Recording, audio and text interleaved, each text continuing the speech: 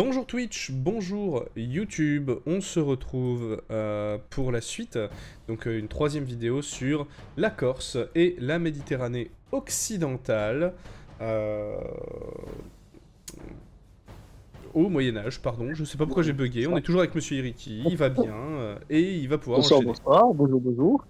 Alors, donc tout à l'heure, je vous avais précédemment, donc je vous avais présenté la guerre à l'époque médiévale en Corse, en essayant quand même de vous synthétiser la chose, parce que bien sûr à l'époque médiévale il y a des évolutions. Je n'ai pas parlé de l'introduction de la poudre et des canons, par exemple, qui arriveront à la fin de l'époque médiévale, mais histoire de un peu de vous cadrer la chose.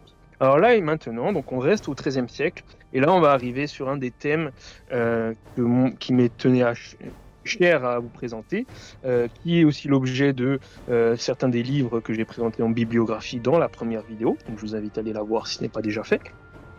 Donc c'est la relation qu'il y a justement entre la Corse, la papauté et aussi l'empereur du Saint-Empire romain. Ça Alors, tombe bien je parce parle qu'on bien de avait eu Saint-Empire. des questions à ce sujet en plus dans le chat pendant ça, Oui, où je ça les ai demandait mis, je quel les ai vus était, passer. je vais me permettre d'aller voir directement le truc, comme ça tu pourras y répondre immédiatement, mais Oui. il y a une influence du Saint-Empire à ce moment-là ou pas du tout, et on parlait du Alors, XIe pas encore. siècle. Alors, pas, au XIe siècle, pas encore. Non, au XIe siècle, pas encore. Par contre, là, au XIIIe siècle, ça commence à arriver et vous allez comprendre pourquoi. Parce que justement, je vais vous présenter un peu ce qui se passe et les liens. Alors, il n'y a pas d'influence directe de l'empereur sur la Corse, du moins une bonne partie. Mais par contre, des choses qui se passent en lien avec la papauté et l'Empire auront des conséquences en Corse. Donc, Forcément. justement, C'est toujours le jeu de voilà, c'est pouvoir ça. qu'on a vu, le jeu d'influence qu'on a vu, où personne n'a C'est ça. aucun intérêt à laisser des troupes directement et à se casser la tête, à C'est avoir ça. un seigneur C'est ça. local sur place qui serait C'est ça. contesté ou qui perdrait son temps et pourrait même se rebeller sans se faire vraiment embêter. C'est ça. Donc En c'est fait, des jeux d'influence. c'est ça, l'intérêt, c'est qu'en fait, pour tous les petits seigneurs locaux, l'intérêt, c'est d'avoir un grand, on va dire, un grand soutien extérieur. Mais si le soutien extérieur reste loin de ses affaires internes et ne commence pas à s'immiscer dans ses affaires locales, mieux ça lui va, en fait. Donc, il préférera toujours, généralement, les seigneurs locaux vont toujours préférer leur indépendance à la vassalité, on va dire, à ce soutien extérieur, en fait. Mais ça aura des retours, ça jouera souvent des mauvais tours. Ça, j'en parlerai plus tard. Alors, donc là, dans cette carte, normalement, on arrive à la diapositive numéro 6, où on voit le royaume de Naples, avec la figure de l'empereur Frédéric II à Hochthofen. Là, normalement, si tu dis pas de bêtises, on est sur la Oui, diapositive 6. on est bien sur les Guelfes et les Gibelins. Voilà. Voilà, on appelle ça en fait les guelfes et Guelfes, les gibelins. pardon. Alors, Les guelfes, Guelfes. gibelins, enfin, C'est comme c'est elfe comme mais ça que avec je. G devant. Alors, en fait, l'origine du terme, alors de ce que j'ai cru comprendre de mes recherches, en fait, l'origine du terme guelfe vient d'une famille impériale, pardon, une famille qui avait des revendications sur le titre impérial, ou du moins qui combattait la famille historique impériale, qui était la famille Welf, qui donnera ensuite le terme guelfe, en fait. C'est ça, en Mais fait. d'où venez-vous, Guelph? Oui. Alors, en fait, on est sur les grandes familles de l'Empire romain d'Occident. On va dire, quand je dis l'Empire romain d'Occident, il faut penser après Othon, celui qui a restauré, entre guillemets, une sorte d'empire de Charlemagne. Alors, la Francie occidentale, donc ce qui est le royaume de France, a été perdu. Donc, il va restituer un semblant d'empire, justement, qui va être en lutte constante avec la papauté. Donc, qu'on appelle, nous, aujourd'hui, souvent le Saint-Empire romain germanique, parce qu'il s'est concentré sur une partie de son époque sur la période, sur le territoire germanique, mais à l'époque, on va parler plutôt d'Empire romain ou de Saint-Empire romain, en fait, parce que justement, il y a aussi toute l'Italie qui est en ligne de compte. Et dans les vidéos précédentes, quand je parlais par exemple de tout ce qui se passait en Italie avec les villes, ça a eu des conséquences pour les empereurs. Et par exemple, ce qu'on appellera les ligues lombardes. Donc la Lombardie, c'est toute cette région de l'Italie, au niveau du fleuve du Pô, la plaine du Pô, justement avec des cités qui veulent obtenir un semblant d'autonomie ou d'indépendance sur le pouvoir ecclésiastique ou le pouvoir impérial. Et Donc qui sur se sont cette carte, ligués et que vous pouvez c'est ça. les éclater avec Frédéric Barberousse, il me semble. Non, non Ligue Lombarde, non, c'est Charlemagne.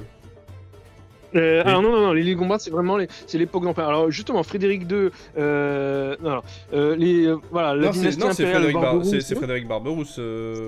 Oui. Si je dis pas de bêtises, alors il me semble que Barberousse fait partie de la dynastie des Hochstaufen, si je dis pas de bêtises. Alors, je suis pas un expert de cette dynastie, mais il me semble. Et en fait, justement, oui, la famille impériale aura des gros soucis avec eux et plusieurs fois d'affilée. J'ai confondu parce qu'effectivement, il a dû aussi le Charlemagne casser la tête à des aux Lombards. À des Lombards. Les Lombards sont toujours chiants, sont toujours là pour casser la tête.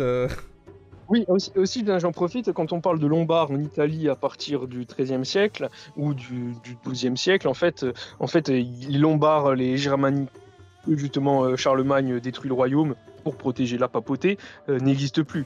En fait, les Lombards, c'est les Italiens du Nord. En fait. C'est pour ça que, par exemple, quand je parlais dans les vidéos précédentes de Castello Lombardo, il faut imaginer, voilà, château des Italiens, entre guillemets. Même si les Corses font partie de l'espace italien, on va dire. Plus que la Sardaigne, qui elle, en plus, est encore plus isolée. Mais alors, donc, pour revenir sur cette carte, on voit le contexte général de l'Italie, avec la partie au sud qui correspond à ce qu'on appelle le royaume de Sicile. Le royaume de Sicile, je passe rapidement dessus, mais c'est un royaume qui, plus ou moins à l'époque des croisades, a été créé par des Normands, qui ont bouté hors de l'Italie et de Sicile à la fois les pouvoirs musulmans et l'Empire romain d'Orient, et qui ont créé ce royaume de Sicile. Et donc le personnage que vous avez, donc c'est une représentation en enluminure de Frédéric II Althofen, qui est même appelé de son vivant Stupor Mundi, c'est-à-dire la stupeur du monde. C'est vous dire le personnage que c'était, à savoir qu'il était multilingue, il savait parler le grec, l'arabe, le latin, l'italien, l'allemand. Enfin voilà, c'est un génie. Il avait fait des théorèmes, des traités de la fauconnerie, de la chevalerie. Enfin voilà, c'est un bon bonhomme, on va dire. Et donc lui, il récupère par sa famille ce royaume de Sicile. Sauf que tu peux passer à l'image suivante. Hop. Normalement, à l'image suivante, alors si je dis pas de bêtises, on voit apparaître un enfant personnage. Et un blason d'aigle bicéphale. Donc là, actuellement, tous les mecs de Warhammer 40K en train de se LeBron James. C'est ça. Alors, il faut imaginer qu'en fait, à l'époque médiévale, donc on est au XIIIe siècle, au XIIIe siècle, la représentation de... Ah, la représentation 2. On a perdu à la représentation 2. Revenez, monsieur Ricky, vous n'avez pas fini. La représentation de quoi? De qui? Pour la représentation à l'impériale. Alors, désolé. Pour la représentation impériale, on a toujours souvent cette image en tête de l'aigle bicéphale sur fond d'or. Oui. Donc, aigle bicéphale de sable, sable c'est noir sur fond d'or, donc c'est fond jaune. En fait, cette officialité de cette représentation, c'est-à-dire le fait que ce soit officiel, que ce soit vraiment l'empereur qui est représenté comme ça, c'est vraiment à la fin du XIVe siècle. Okay. Même si ça commence à apparaître à la fin du XIIIe siècle, en fait, l'empereur, il est vraiment, généralement à l'époque, représenté avec l'aigle noir sur fond d'or, simple. C'est pour ça que, par exemple, dans certains blasons, on ne voit qu'un aigle avec une seule tête. Alors, je ne me rappelle plus comment est le blason de Frédéric II à côté de lui. Je crois que c'est un aigle avec une seule tête, si je ne dis pas de bêtises. Sur la diapositive. Oui, tout à fait, c'est un aigle avec une seule tête et sur lui-même, en fait, il est déjà sur fond jaune, mais il porte un écusson avec 3 léopards couchés. C'est ça, voilà, je confonds toujours, c'est léopard au lion, mais c'est ça. Et alors, de mémoire, le petit écu qui est interne, c'est lié à... Lion, je crois qu'il est debout, et léopard, c'est quand même si c'est un lion, léopard, ouais, c'est rampant, ouais, c'est ça, c'est rampant, c'est ça. Et alors, je crois que l'origine du blason interne, on va dire, est liée à l'origine de la famille en Allemagne, sur l'un des territoires. Et alors, donc, le personnage qui est apparu, avec cet aigle avec du vert et du jaune, en fait, c'est son fils, qu'on appelle à titre non officiel le roi Enzo de Sardaigne. Et alors déjà, on commence à arriver sur les liens entre la Corse et tout ce que je vais vous présenter aujourd'hui. Voilà, la Sardaigne. Alors là, comme je l'ai dit dans les précédentes vidéos, la Corse et la Sardaigne sont souvent associés. Donc en fait, souvent quand on considère que c'est un archipel de 2 îles qui sont sœurs et qui sont souvent liées. En fait, donc souvent, ça a été une erreur de l'historiographie pendant très longtemps de croire que quand on parlait de royaume de Sardaigne, on ne parlait vraiment que de la Sardaigne. Et en fait, on s'est rendu compte que quand on parle de royaume de Sardaigne, il faut aussi, et souvent, était rajouter la notion écorce, en fait. Donc les deux étaient liés. Mais après, avec l'histoire italienne, on va dire, qui a suivi dans les siècles précédents, les 2 îles se sont séparées, on va dire. Okay. Mais donc en fait, Donc Frédéric II, à partir d'un certain moment donné, donc lui il est au milieu du XIIIe siècle, il est en train de se battre avec la papauté, parce que bien sûr il se fait excommunier. Je rappelle qu'en fait on est en plein dans la guerre entre la primauté. Voilà, on est le premier. En fait, il faut savoir que l'une des grosses problématiques de la politique en Italie, donc tu en avais parlé tout à l'heure, c'est les guelfes et les gibelins. En fait, les partis guelfes et gibelins ont deux objectifs.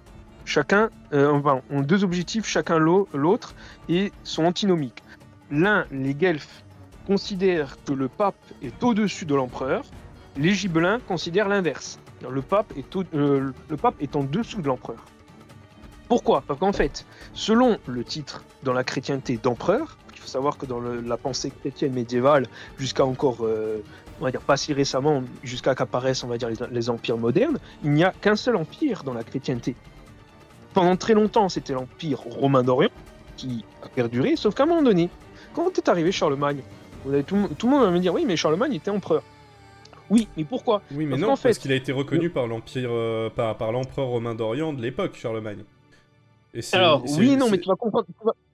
Tu vas comprendre pourquoi, parce qu'en fait, il a quand même été élu empereur par le pape. Oui. Donc déjà, le pape est en bisbille avec l'Empire romain d'Orient, parce que c'est un patriarche. Dans la pensée chrétienne, le pape est censé être, du moins la pensée chrétienne orthodoxe, le pape c'est quand même un patriarche. Pour expliquer le principe, dans la pensée médiévale, il n'y a qu'un empereur, normalement, toute la chrétienté. Et cet empereur est censé être le représentant de Dieu sur Terre, d'où le titre de vicaire de Dieu sur Terre.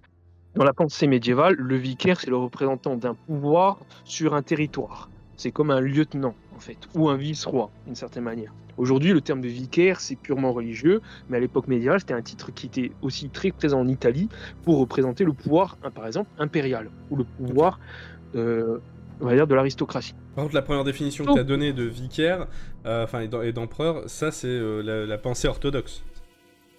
Alors non, c'est aussi la pensée médiévale. chrétienne. En fait, c'est la pensée chrétienne. Ah oui, la pensée chrétienne. Mais ouais, pardon. Donc chrétienne, et ensuite, tu as la pensée médiévale. Ok, pardon. C'est ça. Okay. Sauf qu'en fait, à un moment donné, commence à arriver justement le fait que le pape gagne du pouvoir en Italie, parce que bien sûr, il se retrouve tout seul, donc il se débrouille et il se cherche des protecteurs, d'où le fait qu'avec les carolingiens, il se trouve un protecteur. Et à un moment donné, pourquoi Charlemagne est élu empereur, ou du moins est couronné empereur par le pape? Donc déjà, on rappelle aussi, c'est l'empereur. C'est le pape qui a couronné Charlemagne. Donc Charlemagne qui lui aussi a été furax parce qu'il savait très bien ce que ça voulait dire comme conséquence. C'est-à-dire que le pouvoir impérial sera revendiqué plus tard par la papauté en disant oui, c'est nous qui faisons les empereurs, qui arrivera plus tard. Mais en fait aussi Charlemagne, et pourquoi il a été on va dire couronné empereur par le pape de son époque, c'est qu'en fait à Rome, à Constantinople pardon, ils étaient en régence, il n'y avait plus de Basileus. Il y avait, si je dis pas de bêtises, je crois que c'était Irène d'Athènes, la femme, qui avait même eu un projet de mariage avec Charlemagne. Mais donc il y a eu une vacance du pouvoir impérial à Rome, à Constantinople, qui a fait que le pape s'est dit tiens, on va en profiter, on va créer avoir notre empereur à nous. Et donc après, bien sûr, le prochain Basileus.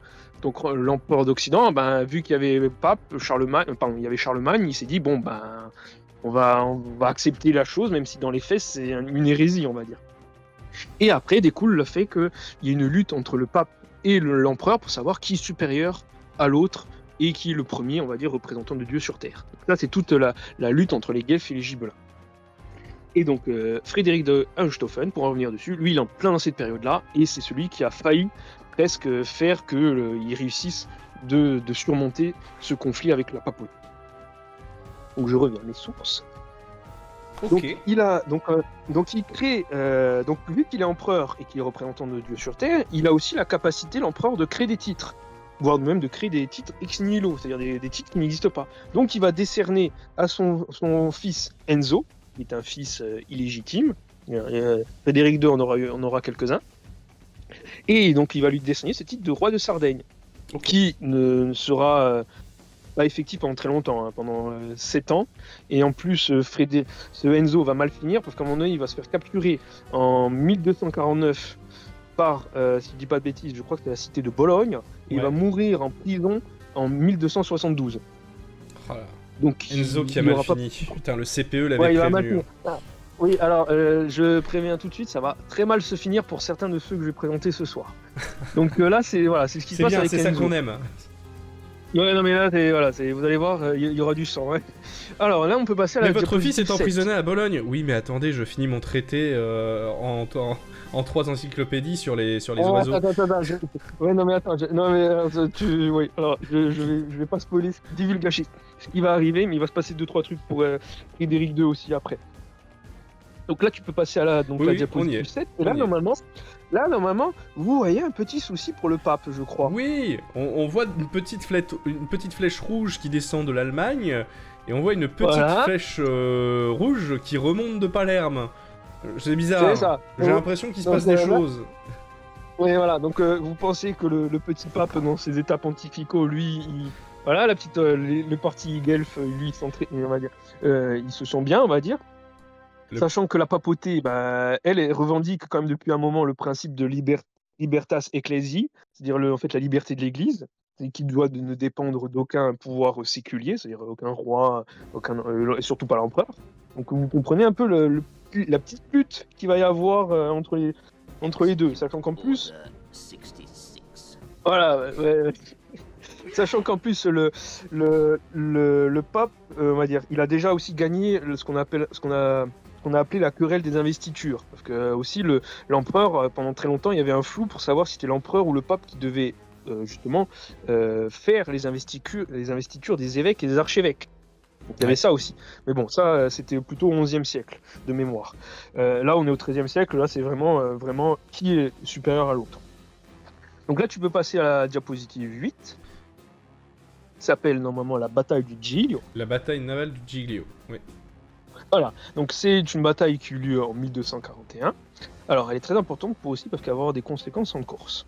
Ok. Alors, pour expliquer un peu le principe. Oui, parce que c'est pas loin là, c'est les petites îles ouais, pas loin, voilà. Voilà, c'est ça, on est dans ce qu'on appelle l'archipel toscan. C'est l'île d'Elba. Donc l'île d'Elba, c'est la plus grosse que vous voyez de ces petites îles qui est pas loin entre la Corse et la Toscane. Et il y a plein de petits acteurs qui vont rentrer en compte. C'est pour ça que j'ai voulu faire couper la vidéo et faire celle-ci, qu'en fait, il va y avoir plein de petits acteurs qui vont rentrer en compte dans cette bataille et on va avoir plein de petites conséquences à droite à gauche.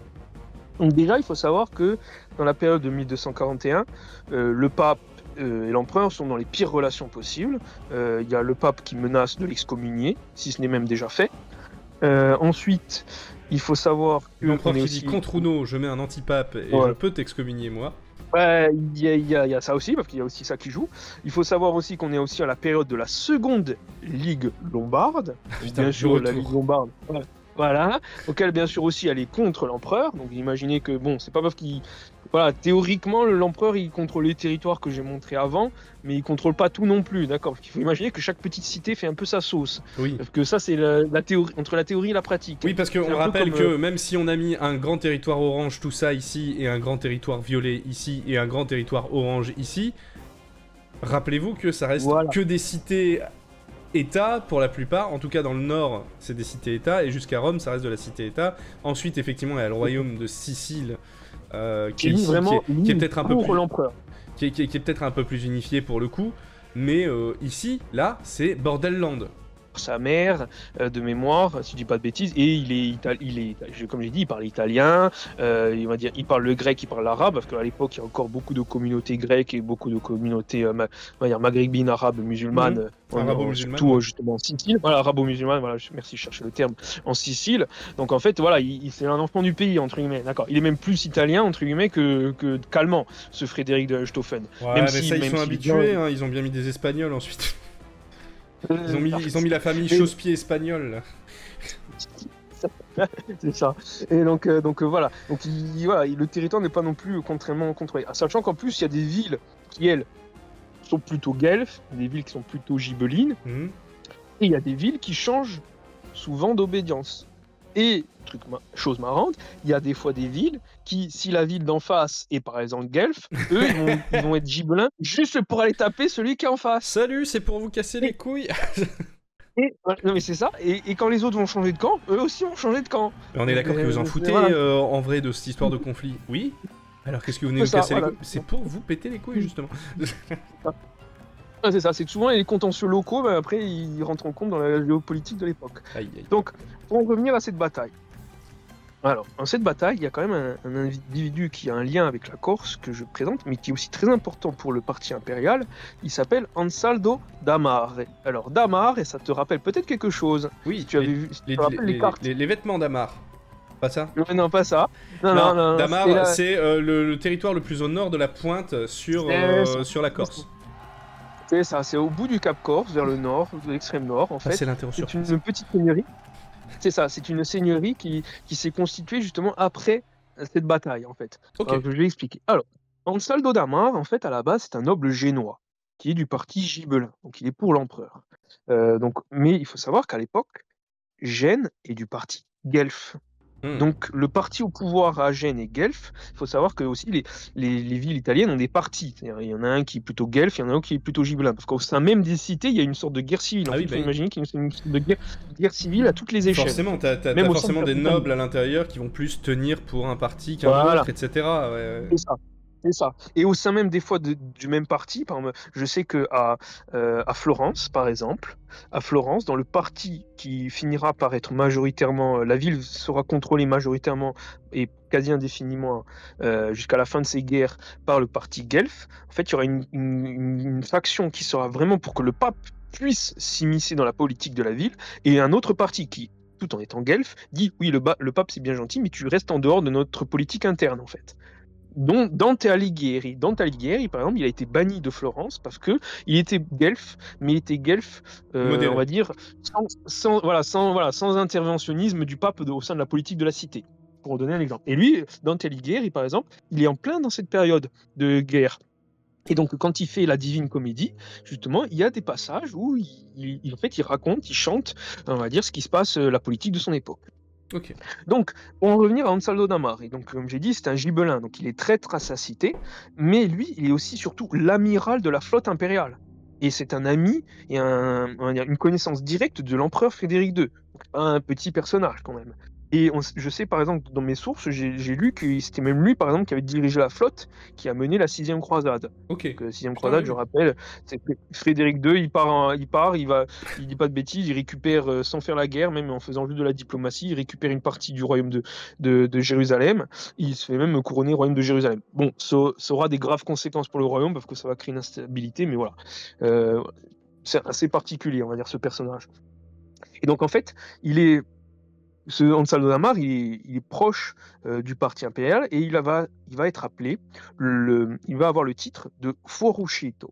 Alors fuoruscito, j'explique, c'est un terme qui correspond en fait à traître à sa cité.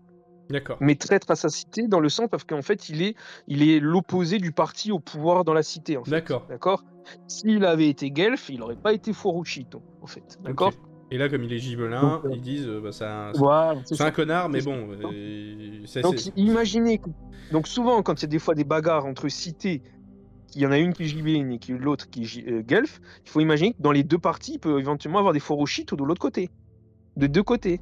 Donc en fait, donc tu peux affronter un mec de ta cité, mais qui s'est mis dans les rangs de l'autre cité. Et inversement, tu vas recevoir les mecs de l'autre cité dans tes rangs. Et dans ce genre de cas, alors moi j'ai une question très bête, mais dans ce genre de cas, est-ce qu'on aligne les mecs les uns en face des autres en disant, enfin tu vois, est-ce que c'est à la grecque et tu affrontes... Non, je crois pas. Je crois qu'ils avaient passé ce stade, là, ils se tapaient dessus avec tout le monde en même temps. Bah les couilles, on y va. Très bien. Je crois. Après, bon, je suis pas vraiment un spécialiste de la période, mais je pense qu'ils se tapaient dessus. Bon, après, des fois, ça allait de quartier en quartier. Hein, pour vous dire, c'est vraiment, on est dans une guerre civile à tous les échelles, presque. Alors, guerre civile, je saurais pas vous dire qu'ils s'égorgent toutes les secondes. Il y en a un qui égorge l'autre, mais bon, on est dans une instabilité assez croissante, assez palpable pour l'époque en Italie. Sachant que cette conflictualité entre les Guelfes et les Gibelins, elle semble absente ou du moins très réduite dans le reste de l'Empire, du côté germanique. C'est très enfin de ce que j'ai lu, je suis pas spécialiste de la période, je me suis juste basé sur la bibliographie que j'ai donnée, ça semble moins marqué, c'est vraiment de l'autre côté des Alpes en Italie qu'il y a vraiment ce conflit qui est très présent. Les Allemands, et en France, les Allemands quand ils regardent ça, mais pourquoi les mecs s'entretuent là comme ça? Il n'y a pas besoin d'aller à ces extrémités enfin. Alors les Allemands, Ils ont aussi leur petit pendant. Je rappelle qu'aussi on est à la période où il y a les croisades baltes, hein, les teutoniques. C'est ça. Aussi ils ont leur côté. Ils ont quoi faire aussi. En fait, les mecs énervés, c'est juste qu'on les a envoyés du côté balte, se défouler un peu quoi. Un peu ça. Les Black Templars, ils sont tous situés dans la Baltique. C'est un peu ça. Donc alors, Ansaldo Damar, et donc il commande une flotte qui est censée intercepter une flotte guelfe qui était partie de Gênes, pour en revenir à la bataille du Gil.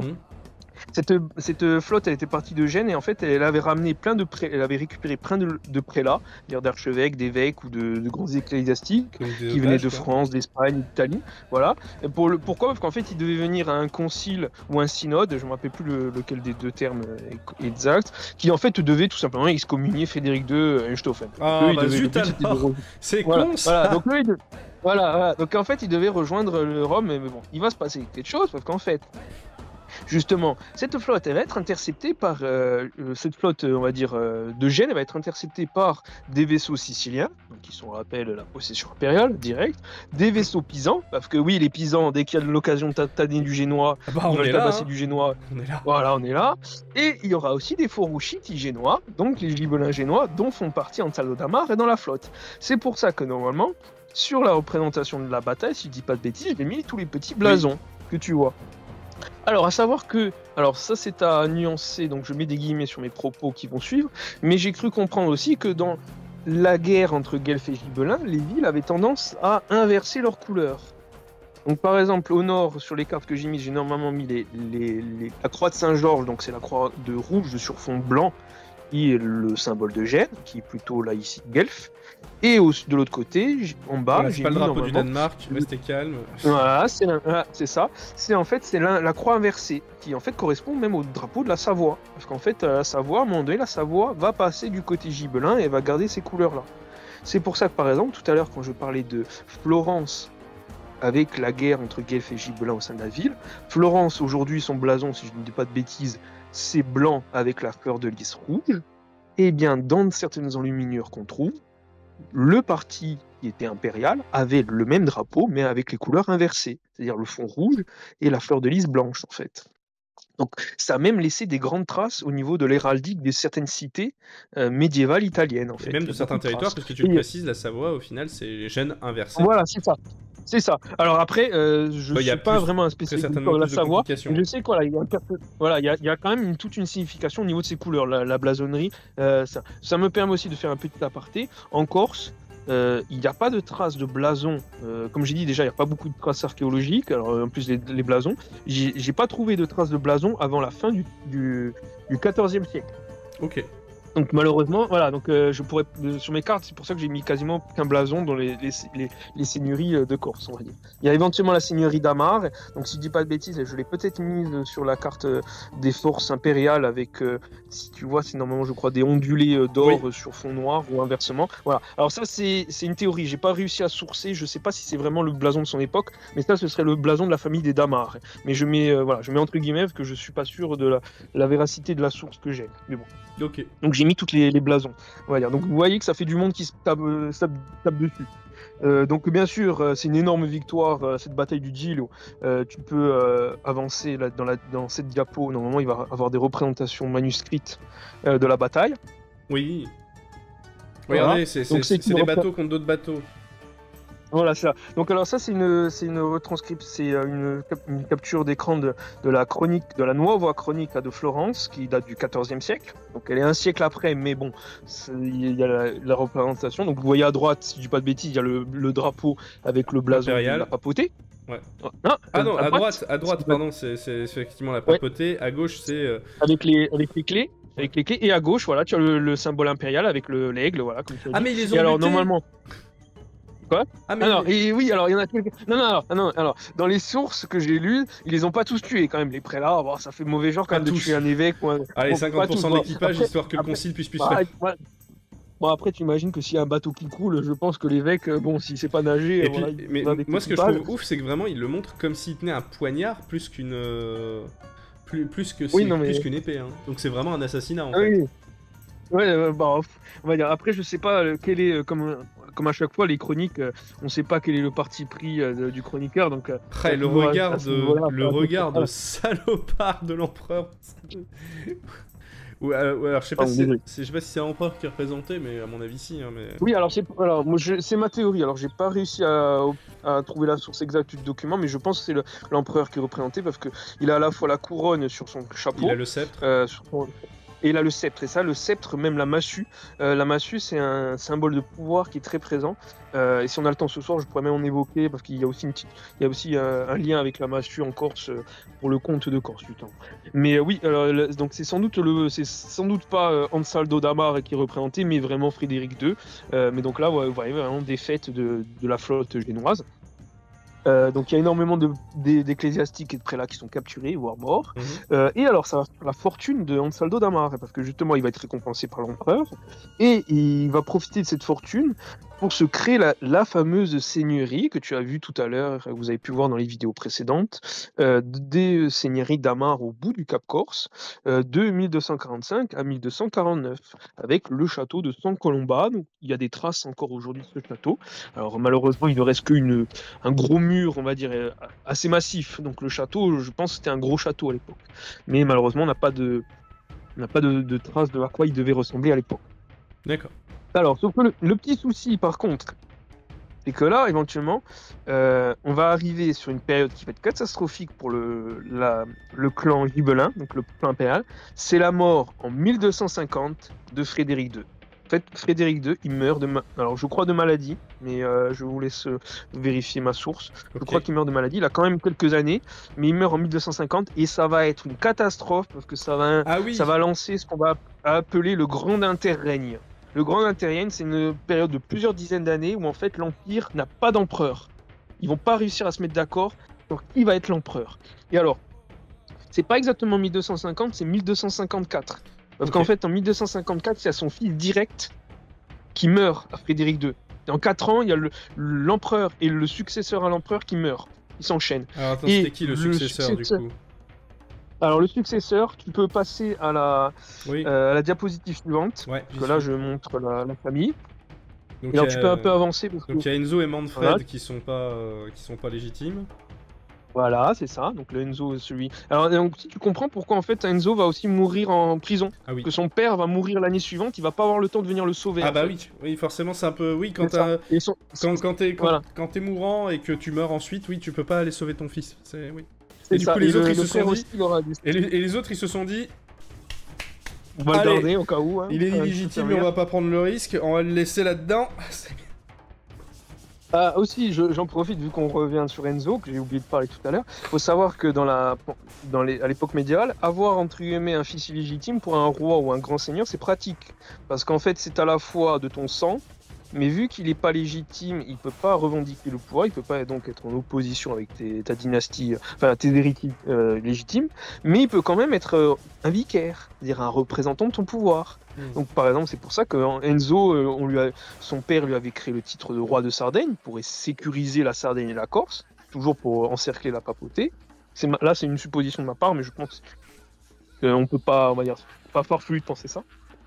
Et il y avait aussi un autre de ses fils illégitimes, donc c'est Manfred, qui lui contrôlait le sud de l'Italie. Et qui même dit, alors dans les chroniques, il est dit que c'est même son fils préféré, parce qu'il travaille, et que même le traité de fauconnerie qu'il aurait créé Frédéric II, ce serait même pour son fils Manfred. D'accord. Mais qu'en fait, il est dit, comme Manfred, en fait, c'était le sosie quasiment de son père, très intelligent, très bon politicien, très grand guerrier, enfin voilà, ce genre de choses. Donc c'est pour ça qu'aussi, des fois, on se dit pourquoi certains seigneurs s'embêtent. On va dire, bon, déjà, la chair est faible, voilà, pour ceux qui ont une petite référence à Warhammer, mais la chair est faible, mais aussi, des fois, c'est pratique d'avoir quelques fils illégitimes pour avoir des représentants de son pouvoir ailleurs, en fait. Ok. Donc là, sur cette carte, donc là, si je dis pas, tu as pu bien afficher à la fois le Manfred et le petit-fils. Ouais, alors il y a le petit-fils, effectivement, ensuite, venant de Manfred, qui est Pierre Conradin. Ah oui, non. Ah oui, Conradin. Alors en français ça dit Conradin, c'est trop moche. Alors c'est très moche, moi je préfère le dire en italien qui s'appelle Conradino. Ouais, bah ouais. C'est-à-dire petit Conrad en fait. Petit Conrad. Parce que son père, alors. Un Conradin, rappelez-vous. Ouais, c'est ça. Alors le petit souci pour lui, c'est que son père, comme j'ai dit, il meurt en 1254. Et lui, il a que quelques années. Il a même pas la dizaine d'années, je crois, quand il meurt, Conrad. Enfin, Conrad, quand son père. C'est con ça, il était roi de Sicile et roi de Jérusalem à 10 piges, il aurait quand même pu faire un effort. C'est ça. Et donc là, tu comprends en fait pourquoi c'est une catastrophe pour le pouvoir impérial, parce que quasiment tous les fils légitimes et même les fils illégitimes sont soit tués, soit emprisonnés. Ah oui, putain, oui. En une décennie, tout ce qu'a construit Frédéric II et sa dynastie pendant des décennies, voire un siècle, s'écroule. C'est vraiment un carnage. Enfin, ce sera un carnage, on va dire. Il y en a énormément qui sont assassinés, qui sont empoisonnés. Et voilà. Et encore Enzo s'en sort bien, on va dire, à mourir de vieillesse dans une prison dorée, on va dire. Il était pas maltraité quand même. Donc là, si ça te dérange pas, je te propose même de faire éventuellement une pause pour une nouvelle vidéo, ou éventuellement, comme tu le vois, on va dire, parce que il y a une autre partie, j'ai pas fini pour le XIIIe siècle et il y a encore pas mal de choses qui vont se passer.